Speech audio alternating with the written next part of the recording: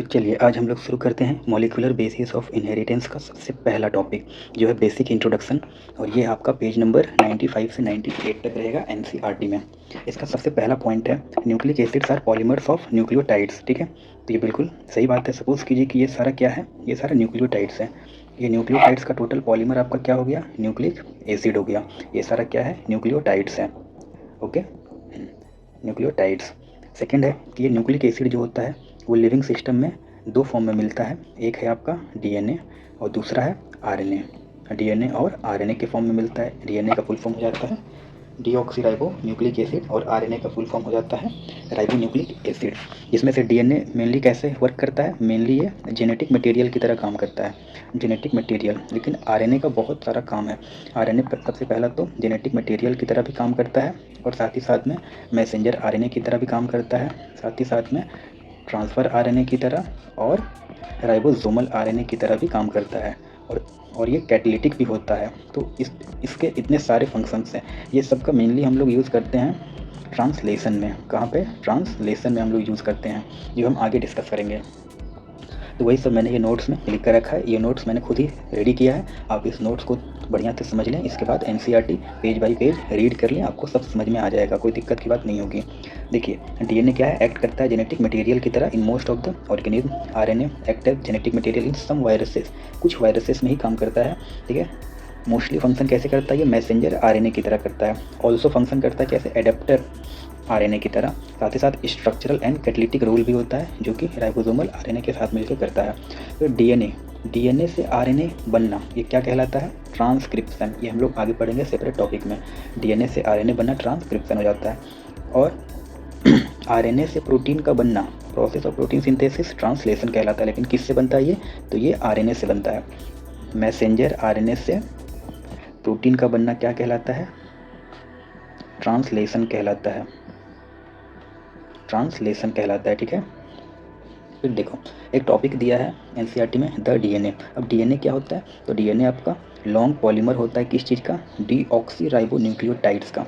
अब मान लीजिए कि ये सारा क्या है, डीऑक्सीराइबोन्यूक्लियोटाइड्स है। ये सबसे मिलकर के क्या बन गया है, ये सबसे मिलकर डीएनए बना है। ये सारा क्या है, राइबोन्यूक्लियोटाइड है। ये सारा डीऑक्सीराइबोन्यूक्लियोटाइड है।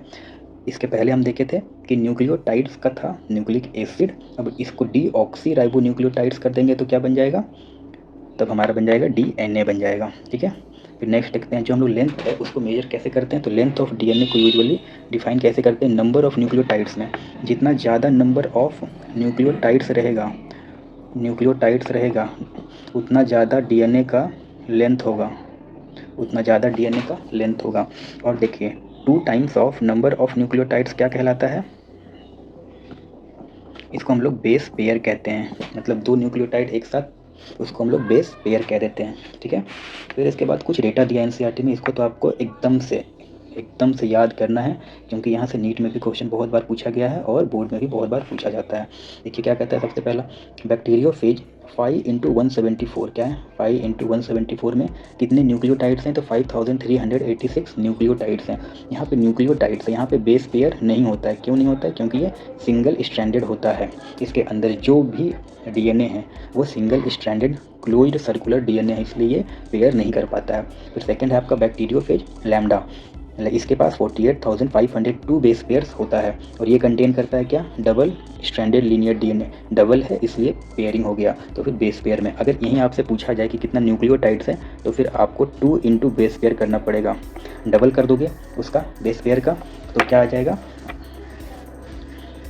उतना न्यूक्लियोटाइड्स आ जाएगा। ठीक है, अब यहाँ पे लिखा है एस्चेरिचिया कोलाई, ये भी एक बैक्टीरिया है। इसमें कितना होता है, तो 4.6 × 10⁶ बेस पेयर होता है। ये भी डबल स्टैंडर्ड है इसलिए बेस पेयर बन गया। उसी तरीके से haploid content of human DNA में 3.3 × 10⁹ बेस पेयर। तो फिर डिप्लॉइड में कितना हो जाएगा, ये जो हैप्लॉइड है ये क्या है, ये हैप्लॉइड है, ये आपका n है। फिर आपका पूछ रहा है कि डिप्लॉइड में कितना हो जाएगा, तो डिप्लॉइड में 2n हो जाएगा। तो 2n में 2 से मल्टीप्लाई कर देंगे उसको, 6.6 × 10⁹ बेस पेयर हो जाएगा। यहाँ भी बेस पेयर लिख रहे हैं, क्यों, क्योंकि डबल स्टैंडर्ड है। ठीक है, चलिए अब आगे चलते हैं। फिर बात आया स्ट्रक्चर ऑफ पॉलीन्यूक्लियोटाइड चेन। हम लोग समझते हैं कि स्ट्रक्चर कैसा होता है और कैसे बनता है। चलिए नीचे से समझना शुरू करते हैं। यहाँ पे नाइट्रोजनस बेसिस आया। नाइट्रोजनस बेसिस ये क्या होता है? ये आप दो फॉर्म में होता है, एक प्यूरीन और एक पिरिमिडीन। और एक पिरिमिडीन होता है। प्यूरीन आपका क्या होता है? एडेनिन एंड ग्वानिन होता है। और ये आपका हो गया क्या चीज़? साइटोसिन, थाइमिन, साइटोसिन हो गया, थाइमिन हो गया एंड यूरासिल हो गया। ये सब पिरिमिडीन हो गया, वो प्यूरीन था। इसको हम लोग एजी भी बोल सकते हैं याद रखने के लिए। मैक्सिमम घर में पापा मम्मी आपस में कैसे बात करते हैं? एजी करके, तो वैसे भी याद रख सकते हो। ये हो गया नाइट्रोजनस बेस। फिर शुगर आपका दो तरीके का होता है। अगर आपको आरएनए बनाना है तो राइबोज शुगर लेना होगा, और अगर आपको डीएनए बनाना है तो फिर डीऑक्सी राइबोज शुगर लेना होगा। क्या लेना होगा? डीऑक्सी राइबोज शुगर लेना होगा। यही डिसाइड करता है कि आगे चल के आपका न्यूक्लिक एसिड डीएनए बनेगा या आरएनए बनेगा। जब ये दोनों को कंबाइन करते हैं तो कौन सा बॉन्ड बनता है? तो यहाँ पे बॉन्ड बन जाता है ग्लाइकोसिडिक बॉन्ड, और ये दोनों कंबाइन होकर न्यूक्लियोसाइड बनाता है। फिर जब न्यूक्लियोसाइड में फॉस्फेट ग्रुप को ऐड कर देते हैं तो वो न्यूक्लियोटाइड बना देता है। जब ऐड करते हैं तो कौन सा बॉन्ड बनता है? तो फॉस्फो ईस्टर बॉन्ड बनता है। फिर इसी न्यूक्लियोटाइड्स का पॉलीमर न्यूक्लिक एसिड बन जाता है, जो हमने फर्स्ट ही पॉइंट में डिस्कस किया। फिर ये आपका डीएनए भी हो सकता है, आरएनए भी हो सकता है, depending upon the sugar we are taking. अब आगे देखते हैं क्या है। अब देखिए, अब यहाँ पे शुगर का बात आया तो शुगर क्या है? एक तो राइबोज होता है और एक डीऑक्सी राइबोज होता है। ये फिर यही डिसाइड करेगा कि वो क्या बनने वाला है, डीएनए या आरएनए। अगर राइबोज लेंगे तो वो आगे चल के क्या बनाएगा? आरएनए बनाएगा, और डीऑक्सी राइबोज लेंगे तो वो आगे चल के डीएनए बनाएगा। देखिए अंतर इसका सेकंड यहाँ पे होता है, सेकंड कार्बन पे। ये इसका सेकंड कार्बन है, सेकंड कार्बन पे इसका OH है, और इसका सेकंड कार्बन पे सिर्फ H है, मतलब ऑक्सीजन नहीं है, तो इसलिए डीऑक्सी हो गया। ठीक है, बाकी सब सेम है दोनों में। ये शुगर हो गया। तो नाइट्रोजनस बेस का बात करें तो अभी डिस्कस किया हमने कि प्यूरीन क्या आ जाएगा? Adenine, guanine, pyrimidine, cytosine, uracil और थाइमिन। अब देखिए ये जो थाइमिन है, थाइमिन को ही क्या कहा जाता है? 5 मिथाइल यूरासिल। ये याद रखना है। एक्चुअली होता क्या, यूरासिल के स्ट्रक्चर में 5th कार्बन पे एक मिथाइल ग्रुप जब लगा देंगे तो वो थाइमिन बन जाता है। ये याद रखना है। फिर न्यूक्लियोसाइड्स क्या होता है? न्यूक्लियोसाइड्स होता है जब नाइट्रोजनस बेस प्लस शुगर जब कंबाइन हो जाते हैं। ऊपर हमने चार्ट में देखा था, तब वो क्या बन जा रहा था? वो न्यूक्लियोसाइड बन जा रहा था।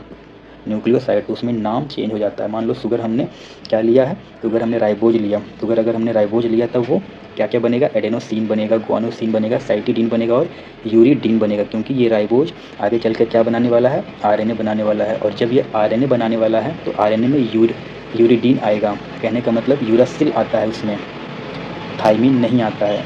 और यही जब डीऑक्सी राइबोज लेंगे तो डीऑक्सी एडेनोसिन और डीऑक्सीग्वानोसिन, डीऑक्सीसाइटिडीन और डीऑक्सीथाइमिडीन आया। क्या आया? थाइमिडीन आया। यहाँ पे यूरिडीन नहीं होगा, क्योंकि डीएनए में क्या? यूरासिल नहीं होता है। याद रखना, यूरासिल नहीं होता है। ठीक, और आरएनए में थाइमीन नहीं होता है। ठीक है, डीएनए में थाइमीन होगा और आरएनए में यूरासिल होगा, लेकिन उल्टा एक दूसरे में नहीं होता है। ठीक, अब कुछ पॉइंट्स देखते हैं। जैसे देखो, और nitrogenous base is linked to the OH of 1' carbon pentose sugar through a N glycosidic linkage to form a nucleoside. देखो न्यूक्लियोसाइड कैसे बनता है, अब उसी का बात हो रहा है तो उसको समझते हैं। देखो ये आपका सपोज करो हमें डीएनए बनाना है, ठीक है, तो ये हम डीऑक्सी बना रहे हैं। ये OH H, यहाँ पे H और H होगा, ये H, ये OH, यहाँ पे CH2OH है। ये आपका डीऑक्सी राइबोस हो गया। अब इसमें कहा जा रहा है जब फर्स्ट पे हम लोग कंबाइन कर देंगे क्या, nitrogenous base is link to the OH of 1' carbon, first carbon पे। यहाँ पे जब हम लिंक कर देंगे नाइट्रोजनस बेस को यहाँ पे लिंक कर देंगे, और वो क्या रहेगा, कुछ भी रह सकता है, आप एलो, टीलो, जीलो, सीलो, फिर ये क्या होगा, ये आपका हट जाएगा और ये हट जाएगा, तो ये पूरा क्या कहलाएगा, ये पूरा एक साथ कहलाएगा आपको न्यूक्लियोसाइड कहलाएगा। ये एक साथ क्या कहलाएगा, न्यूक्लियोसाइड। अब जब इसी में हम लोग फॉस्फेट ग्रुप को लिंक कर देंगे, यहाँ पे कहाँ पे, यहाँ पे जब हम लोग एक फॉस्फेट ग्रुप को लिंक कर देंगे तब क्या हो जाएगा, तब ये जो पूरा बन जाएगा ना, इसको हम लोग क्या बोल देंगे, न्यूक्लियोटाइड बोल देंगे। क्या बोल देंगे, न्यूक्लियोटाइड। जब फॉस्फेट ग्रुप को भी 5th कार्बन पे, ये 5th कार्बन है, ये फर्स्ट था, ये सेकंड, ये थर्ड, ये फोर्थ, ये 5th कार्बन है, तो वो क्या कहला जाएगा, न्यूक्लियोटाइड कहला जाएगा, और ये OH हट जाएगा। ओके, ये पूरा न्यूक्लियोटाइड हो गया। तो वही लिखे हैं, phosphate group is linked to OH of 5' carbon of a nucleoside through a phospho ester linkage and form nucleotide. और यहाँ कौन सा बॉन्ड बन जाएगा, तो फॉस्फो ईस्टर बन जाएगा। और ये दोनों के बीच में कौन सा बॉन्ड बन गया था, N glycosidic bond, N glycosidic bond बना था यहाँ पे। चलो आगे चलते हैं। अब जब ऐसा ही सेम दो न्यूक्लियोटाइड को कंबाइन कर देंगे तो वो डाई न्यूक्लियोटाइड बन जाएगा। वो कैसे कंबाइन होता है वो देखिए। ये जो 3' है तो इससे जाकर क्या एक फॉस्फोरस ये, और ये इसका 5वां से जुड़ा हुआ है। ये क्या है, नीचे वाला है, अभी नीचे वाला का हम बात कर रहे हैं। तो एक और हम लोग बना रहे हैं, ये देखो, ये एक और बन गया, ठीक है।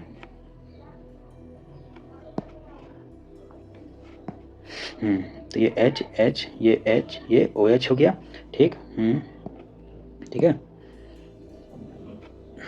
ये रेजर कौन सा किया हुआ है, तो यहाँ पे आएगा ये H हो गया, ये OH हो गया, और यहाँ पे क्या था, ये H था और ये CH2 ये वाला था, CH2OH, और उससे क्या जुड़ गया, ऊपर फॉस्फोरस जुड़ गया। तो ये जो यहाँ पे फॉस्फोरस जुड़ा, तो ये दोनों के बीच जो लिंकेज है वो कौन सा है, तो फॉस्फो डाई ईस्टर। कौन सा, फॉस्फो डाई ईस्टर बॉन्ड बन रहा है, दो है ना, फॉस्फोरस दो बॉन्ड बना रहा है, इसलिए फॉस्फो डाई ईस्टर हो गया। और ये दोनों को एक साथ मिलाकर क्या बोल देते हैं, एक साथ इसी को हम लोग डाई न्यूक्लियोटाइड बोल देंगे। दो है इसलिए डाई न्यूक्लियोटाइड, बहुत रहेगा पॉलीन्यूक्लियोटाइड हो जाएगा, ठीक है। तो वही देखिए, 2 nucleotides are joint through 3'5' phospho di ester linkage to form di nucleotide. 3'5' क्यों बोला, क्योंकि एक न्यूक्लियोटाइड के 3' से फॉस्फोरस जुड़ा हुआ है, दूसरे के 5th कार्बन से जुड़ा हुआ है, एक के 3 कार्बन से, इसलिए 3'5' हो गया। अब जब हम लोग पॉलीन्यूक्लियोटाइड बना देंगे, ऐसा ही सेम चेन बना देंगे लंबा सा, तो उसमें हमें ये पता चलता है कि फॉस्फेट जो है वो प्रेजेंट है at the 5' end of sugar. अब देखिए ये इसमें देखिए ऊपर वाले में, तो ये 5' के पास क्या है, फॉस्फेट प्रेजेंट है। अब अगर ऊपर कुछ भी ज्वाइंट नहीं है तो एंड में तो यही रह गया ना, 5' पे फॉस्फोरस रह गया। और या अगर इसके नीचे कुछ नहीं है तो इसके एंड पे क्या है, 3' कार्बन पे क्या, OH ग्रुप आपका प्रेजेंट रहता है, इसलिए इसको 3' एंड ऑफ शुगर बोलते हैं। और जहाँ पे फॉस्फोरस होता है उसको 5' एंड ऑफ शुगर बोलते हैं, ठीक है। समझ में आ गया, ये कहाँ पे होता है, ये पॉलीन्यूक्लियोटाइड में होता है। और आगे चलते हैं। अब शुगर और फॉस्फेट मिलकर क्या बनाता है, backbone of polynucleotide. Very important, इस चीज़ को याद रखना है, ये बहुत बार पूछा जा चुका है कि शुगर और फॉस्फेट मिलकर क्या बनाता है, बैकबोन ऑफ पॉलीन्यूक्लियोटाइड बनाता है। क्योंकि देखिए ये शुगर है और ये फॉस्फेट है, ये दोनों मिलकर क्या बनाया, बैकबोन बनाता है। अब हम लोग कुछ साइंटिफिक पे आते हैं कि कौन साइंटिस्ट क्या बोले थे। तो देखिए इन 1869 में फ्रेडरिक मेस्चर सबसे पहले आइडेंटिफाई किए थे डीएनए को as an acidic substance present in nucleus. कब किए थे, 1869 में फ्रेडरिक मेस्चर ने। क्या बोला था उन्होंने कि डीएनए जो है वो कैसा है, एसिडिक है, बेसिक नहीं है, एसिडिक है। और एक चीज़ बताते हैं, ये नेगेटिवली चार्ज होता है। कैसा होता है, नेगेटिवली चार्ज होता है। आगे हम लोग पैकेजिंग में पढ़ेंगे, इसका चार्ज का बहुत बड़ा रोल रहता है। फिर नेक्स्ट पॉइंट देखते हैं। इन 1953 में James Watson and Francis Crick क्या किए थे, based on X ray diffraction data produced by Maurice Wilkins and Rosalind Franklin. Data किसने प्रोड्यूस किया था, मॉरिस विल्कन्स और रोजलिन फ्रैंकलिन का। उसका यूज किया किन्होंने, जेम्स वाटसन और फ्रांसिस क्रिक ने। और क्या बोल दिया, और उन्होंने प्रपोज कर दिया सिंपल लेकिन बहुत ही famous double helix model for DNA structure. DNA structure के लिए डबल हेलिक्स मॉडल उन्होंने बना दिया, ठीक है। इसने James Watson and Francis Crick ने। ये सारा एनसीईआरटी का ही नोट्स, एनसीईआरटी के बाहर कुछ भी नहीं है, इसको आप ध्यान से समझें और एनसीईआरटी को रीड कर लें। फिर से कह रहा हूँ, सब क्वेश्चन बनेंगे। फिर हॉलमार्क ऑफ दिस प्रोपोजिशन क्या था, ये जो प्रोपोजिशन किए थे वाटसन एंड क्रिक ने, इसका हॉलमार्क ये था कि बेस पेयरिंग होता था दो nucleotide strand of the polynucleotide chain. जैसे कि ये एक चेन था, ये एक चेन था, ये सबके बीच में क्या होता था, बेस पेयरिंग होता था। ये था इसका मेन पॉइंट कि सबके बीच में बेस पेयरिंग होता था। ये आपस में जुड़ा हुआ रहता था, ये आपस में जुड़ा हुआ रहता था, ये आपस में जुड़ा हुआ रहता था, सब आपस में कैसा होता था, जुड़ा रहता था। तो बेस पेयरिंग होता था, ठीक है। This proposition was also based on the observation of Erwin Chargaff given for double standard DNA. याद रखना, डबल स्टैंडर्ड के लिए, सिंगल स्टैंडर्ड के लिए है ही नहीं। एरविन चारगाफ का जो भी ऑब्जर्वेशन था वो डबल स्टैंडर्ड के लिए था, सिंगल स्टैंडर्ड के लिए नहीं था। और इनका क्या कहना था कि ratio between A/T and G/C जो होता है वो कांस्टेंट होता है और 1 होता है। मतलब प्यूरिन जो होता है इक्वल टू पायरिमिडीन रहेगा। इनका कहने का मतलब था कि A/T एंड एंड G/C जो रहेगा ना वो हमेशा कांस्टेंट रहेगा और 1 आएगा। तो 1 कब आएगा? जब A T के बराबर रहे, G C के बराबर रहे, तभी ना 1 आएगा। तो ये इनका कहना था। और A क्या है? प्यूरिन है। G क्या है? प्यूरिन है। नीचे ये T क्या है? पिरिमिडीन। C क्या है? पिरिमिडीन। तो अगर हम लोग प्यूरिन बाई पिरिमिडीन दोनों बराबर कर देंगे तभी ना 1 आएगा। यहाँ भी प्यूरिन बाई पिरिमिडीन कर देंगे तभी 1 आएगा। ये इनका कहना था। अब आगे देखते हैं। Base pairing are said to be complementary to each other. Hence, if sequence of one strand is known, the sequence of the other strand can be predicted. हम लोग उसको प्रेडिक्ट कर सकते हैं। मतलब मान लो कि तुम्हें A दिया है तो तुम उसका कॉम्प्लीमेंट्री बना सकते हो कि A का कॉम्प्लीमेंट्री T होगा। मतलब अगर तुम्हें पता है कि A जो है वो 20% है तो तुम कह सकते हो कि वहाँ पे T भी जो रहेगा वो 20% रहेगा, 20% रहेगा। और अगर आपका G टोटल 100% है, 100% है तो A में 20 है, T में 20 हो गया। तो बाकी का बचा क्या? G/C बचा। ठीक है, तो G और C दोनों मिलाकर 60 होगा और ये दोनों को इक्वल होना, इसका मतलब ये 30% होगा और ये भी 30% होगा। ठीक है, ये दोनों ऐसे होगा। तो हम लोग इसको प्रेडिक्ट कर सकते हैं। अगर आपको A बता दिया जाए तो आप T बता दोगे कितना है, अगर आपको G बता दिया जाए तो आप C बता दोगे उसमें कितना है, या फिर कोई एक भी बता दिया जाए तो आप सब बता सकते हो कि कौन कितना है। अब कुछ फीचर्स जान लेते हैं डबल हेलिक्स स्ट्रक्चर के बारे में, कि वो जो डबल हेलिक्स स्ट्रक्चर था उसका कुछ फीचर्स। पहले तो ये स्ट्रक्चर ही समझ लेते हैं हम क्या है। देखिए, ये आपका क्या है? राइबोस हो गया। नहीं, ये डीऑक्सीराइबोस है क्योंकि DNA का कर रहे हैं। ठीक है, तो ये डीऑक्सीराइबोस है। देखिए 5' पे क्या है आपका? पेंटोज है। पेंटोज है आपका। 5' पे क्या है? फॉस्फोरस है। और यहाँ 3' पे OH है। यहाँ पे भी 5' पे फॉस्फोरस है, 3' पे OH है। अगर हम A लेते हैं और T लेते हैं तो AT के बीच में 2 हाइड्रोजन बॉन्ड बनता है और G और C के बीच में 3 हाइड्रोजन बॉन्ड बनता है और T और A के बीच फिर से 2 हाइड्रोजन बॉन्ड बनेगा। और ये दोनों का देखिए पोलैरिटी, एक 5' to 3', ये 3' to 5' मतलब एंटी पैरेलल है। इन लोगों का पोलैरिटी क्या है? एंटी पैरेलल है। और फिर से दोनों के बीच में डिस्टेंस कितना रहता है? तो लगभग 20 एंगस्ट्रॉम का डिस्टेंस रहता है। ये देखिए, और एक हेलिक्स में लगभग 10 बेस पेयर होता है। 1 2 3 4 5 6 7 8 9 10 बेस पेयर होता है। और पूरा लेंथ ऑफ द हेलिक्स क्या होता है? 3.4 नैनोमीटर होता है। तो उस हिसाब से एक बेस पेयर के बीच का डिस्टेंस कितना हो जाएगा? 0.34 नैनोमीटर। ये सब याद रखना, बहुत बार पूछा जा चुका है नीट में भी और CBSE में भी। अब इस जो मैंने बोला उसका कुछ फीचर देख लेते हैं। Made up of 2 polynucleotide chains है। ये एक चेन हुआ, ये एक चेन हुआ, 2 चेन हो गया। और शुगर और फॉस्फेट तो कंस्टिट्यूट करता ही था बैकबोन ऑफ द बेसेस। ठीक है, एंड बेसेस प्रोजेक्ट इनसाइड। ये सारा जो जितना भी बेस है ये सब क्या है? अंदर की ओर है, बाहर की ओर नहीं है। फिर थर्ड पॉइंट क्या कह रहा है? थर्ड पॉइंट कह रहा है कि 2 chains have anti parallel polarity. अभी हमने देखा था कि एक 5' से 3' था, तो दूसरा क्या था? 3' से 5' था। Bases in the 2 strands are pair together through hydrogen bond. Hydrogen bond था A T और G और C के बीच में। G और C के बीच में 3 बॉन्ड होता है। ठीक है, 3 बॉन्ड, और ये सारा हाइड्रोजन बॉन्ड है। तो ये एक्स्ट्रा स्टेबिलिटी प्रोवाइड करता है, हाइड्रोजन बॉन्ड जल्दी टूटेगा नहीं। और उस हिसाब से always a purine comes opposite to a pyrimidine. पहले भी बताए थे कि A के सामने T रहेगा, ठीक है, और G के सामने C रहेगा। तो A हो गया प्यूरिन, T हो गया पिरिमिडिन। हमेशा ऐसा ही होगा कि प्यूरिन के सामने पिरिमिडिन रहेगा। और approximately uniform distance between 2 strand रहता है, जो कि लगभग दोनों के बीच का डिस्टेंस जो होगा लगभग 20 एंगस्ट्रॉम ही रहेगा हमेशा। 2 chains are coiled in a right handed fashion. कैसे होता है? राइट हैंडेड फैशन में कॉइल्ड रहता है। ठीक है, अब देखिए पिच ऑफ द हेलिक्स क्या है? एक DNA हेलिक्स का पिच लगभग 3.4 नैनोमीटर होता है और रफली 10 बेस पेयर आपका प्रेजेंट होता है हर एक टर्न में। मतलब हर एक हेलिक्स में 10 बेस पेयर होता है। तो उस हिसाब से distance between each base pair क्या हो जाता है? अप्रॉक्सीमेटली 0.34 नैनोमीटर हो जाता है हर एक के बीच में।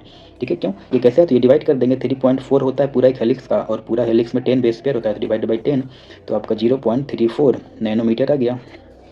फिर stability of helical structure provided by, पहले तो हाइड्रोजन बॉन्ड से स्टेबिलिटी आ गया। Second, plane of one base pair stacks over the other. ये जो बना रहता है इसमें ऐसा ही ना होता है कि सब एक दूसरे के ऊपर रहता है। सीढ़ी में कैसे होता है? जो गोल सा सीढ़ी होता है, गोल वाला सीढ़ी, तो एक दूसरे के ऊपर जैसे लगता है कि आ गया है, तो वो एक एक्स्ट्रा स्टेबिलिटी इसको प्रोवाइड करता है। ठीक, अब आगे चलते हैं। फिर एक आया सेंट्रल डॉगमा। सेंट्रल डॉगमा के बारे में क्या बोला जाता है कि इसको किसने सबसे पहले प्रपोज किया? तो फ्रांसिस क्रिक ने ही इसको प्रपोज किया। इसका सिंपल था फंडा कि कैसे जेनेटिक इन्फॉर्मेशन फ्लो करता है उसके डायरेक्शन को बताना। तो इससे ये पता चला कि DNA से RNA में जाता है, मेनली मैसेंजर RNA, और वहाँ से प्रोटीन में जाता है। ठीक है, ये हो गया। DNA का क्या होता है? सबसे पहले खुद का रेप्लिकेशन करता है, फिर उसके बाद ट्रांसक्रिप्शन करके मैसेंजर RNA बनाता है, फिर मैसेंजर RNA का ट्रांसलेशन होकर के प्रोटीन बन जाता है। ठीक है, ये हो गया सेंट्रल डॉगमा। लेकिन कुछ कुछ वायरसेस में उल्टा हो जाता है, जैसे HIV वायरस वगैरह में हमें पता है कि वहाँ पे क्या होता है, HIV वायरस में RNA से DNA बना देता है, RNA से DNA बना देता है। इसको रिवर्स ट्रांसक्रिप्शन बोलते हैं, रिवर्स डायरेक्शन में चलता है कुछ वायरसेस में, ठीक है। अब नेक्स्ट बात करते हैं एक्स्ट्रा पॉइंट्स है कुछ जो हमने उधर छोड़ा नहीं था, बता ही दिया हूँ, लेकिन फिर भी जैसे इन RNA every nucleotide residues has an additional OH group present at the 2 position in the ribose. तो ये पता है हमें कि राइबोज पे सेकंड पोजीशन पे क्या होता है एक्स्ट्रा, जैसे यहाँ पे क्या है, ये H है, ये OH है, तो ये H ये OH आ गया, तो इसी के बारे में बोला जा रहा है कि एक एडिशनल OH ग्रुप होता है second 2 position of the ribose. Also in RNA uracil is found in place of thymine. सही बात है, पहले बोल दिया था मैंने कि RNA में क्या होता है, थाइमिन नहीं होता है, उसके जगह पे क्या होता है, यूरासिल होता है, थाइमिन नहीं होता है। और वहीं DNA में क्या होगा, DNA में थाइमिन होता है और यूरासिल नहीं होता है। ठीक है, समझ में आ गया। अब देखिए यहाँ तक ये टॉपिक हम लोग का हो गया।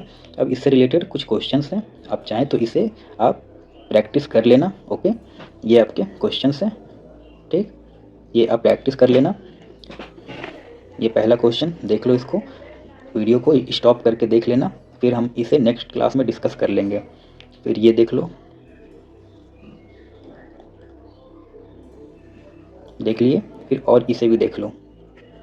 ये सारा क्वेश्चंस प्रीवियस ईयर्स में आए हुए हैं, तो ये सब आंसर आपको पता होना चाहिए और ये सब बन जाएगा आज का इस लेक्चर से। और NCERT को रीड कर लीजिएगा एक बार, तो सब कुछ समझ में आ जाएगा। ठीक है, धन्यवाद।